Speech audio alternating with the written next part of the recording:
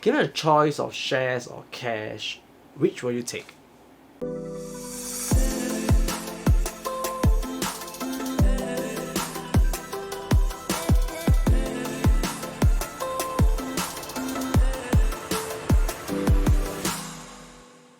Hello beautiful people, hope you are doing good. The stock market hasn't been that great recently, and the situation in Singapore is pretty bad as well.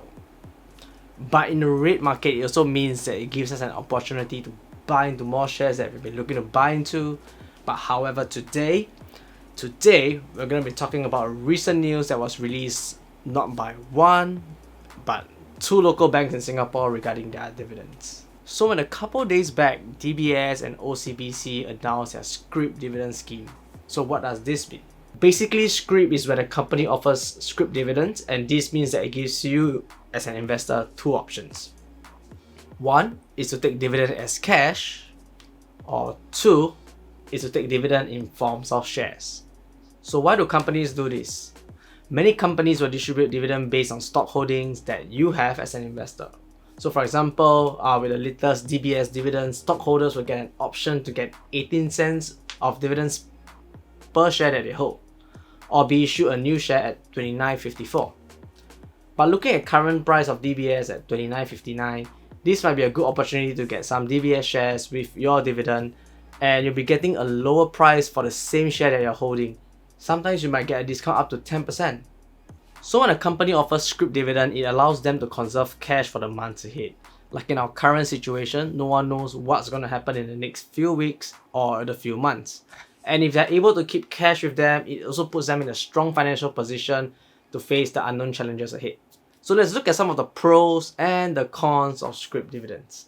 So the first pro is it allows you to accumulate shares at a lower price. If you're a hodler like me,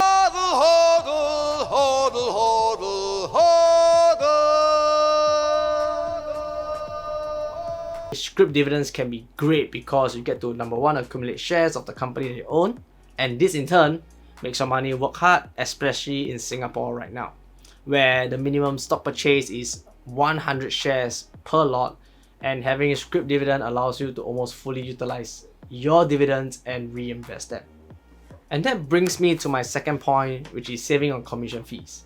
In the current day and age, there are many third-party brokers out there that are offering low or almost zero fees.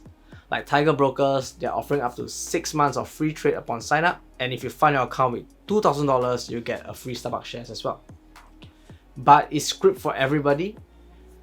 Definitely, like everything else in the world, there's pros and cons as well. So even though Scrip might look like something very attractive, but it might also screw up your portfolio in one way or the other. So if you're a small investor like me looking at very small portfolios, Scrip might not be the most useful, because if you look at the way the new shares are issued, it might come in fractions, and that can be quite concerning. So imagine if you have 200 shares of DBS right now, and at a market value of approximately $6,000, you'll receive 200 shares of 18 cents per share at $36, and thus giving you an option to get Scrip. So if the price of DBS is $29.54 for the Scrip offering, it means that $36 can buy 1.2 shares of DBS. Since we have fractions right now, how would this work? If the fraction is less than 0.5, it will be rounded down to the next whole number, and if it's above 0.5, it will be rounded up to the next whole number. So in this example, if you have 200 shares of DBS, you'll be getting 1 share of Scrip versus $36 in cash. And the clause here says that no cash will be paid on any disregarded fraction of shares. Hence, before you opt for Scrip dividends, do some math and see if the calculation makes sense to you. The other con of Scrip dividends are for the dividend investors. As many of you guys know, I'm working towards having dividends to pay off my monthly expenses in some way or rather, and I'll be able to be financially free. So in this case, if you depend on dividends for cash flow, then Scrip dividends might not be suitable, because some retirees might be dependent on their dividend payout for their livelihood, and in this case, if they choose to take up Scrip dividends, they might disrupt their cash flow for that month. As the saying goes, money in the pocket is the best money to have. So how do you decide if Scrip dividend is for you?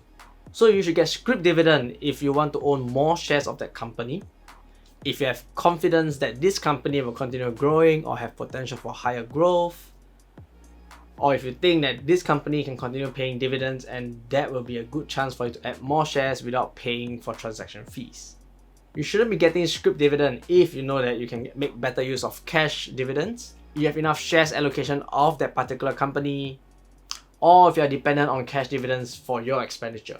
So we have come to the end of this video. If you have liked this video, give it a thumbs up. If you have learned something new today, give it a thumbs up. Subscribe if you haven't, and I'll see you in the next video.